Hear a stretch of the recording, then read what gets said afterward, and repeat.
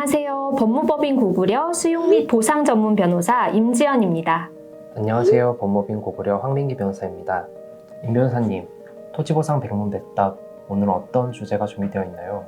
네, 수용이 이루어지는 경우에 내가 가지고 있는 토지나 건물 등이 얼마에 보상될지 직접 보상에 대해서 제일 큰 관심을 가지게 되는데요. 하지만 이에 못지않게 중요한 것이 바로 생활대책, 이주대책과 같은 간접보상이라고 할 수 있습니다. 오늘은 이주대책에 대해서 알아보는 시간을 가지려고 합니다.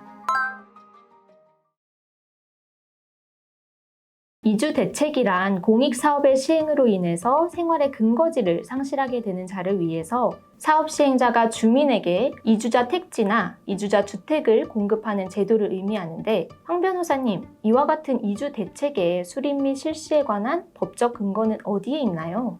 이주대책에 대해서는 토지보상법에 그 근거가 마련되어 있는데요. 토지보상법 제78조 제1항은 사업 시행자는 공익사업의 시행으로 인해 주거용 건축물을 제공함에 따라 생활의 근거를 상실하게 되는 자, 즉 이주대책 대상자를 위해 이주대책을 수립 실시하거나 이주정착금을 지급하여야 한다고 규정하고 있습니다.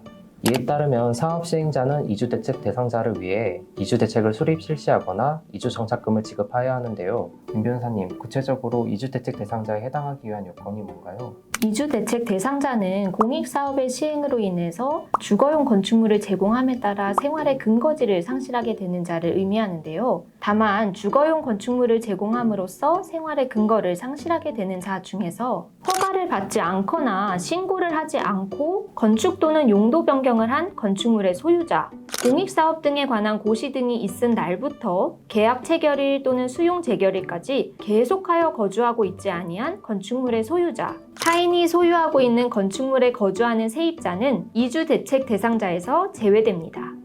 그럼 주거용이 아닌 건물, 즉 근린생활시설이나 사무실, 창고 등을 제공한 자는 이주대책 대상자에 해당하지 않겠네요? 네, 맞습니다.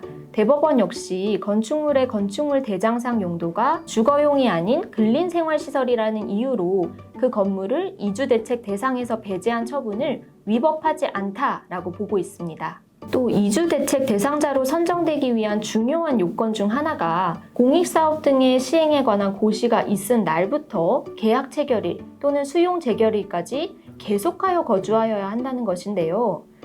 예외적으로 인정되는 사유들도 좀 있죠.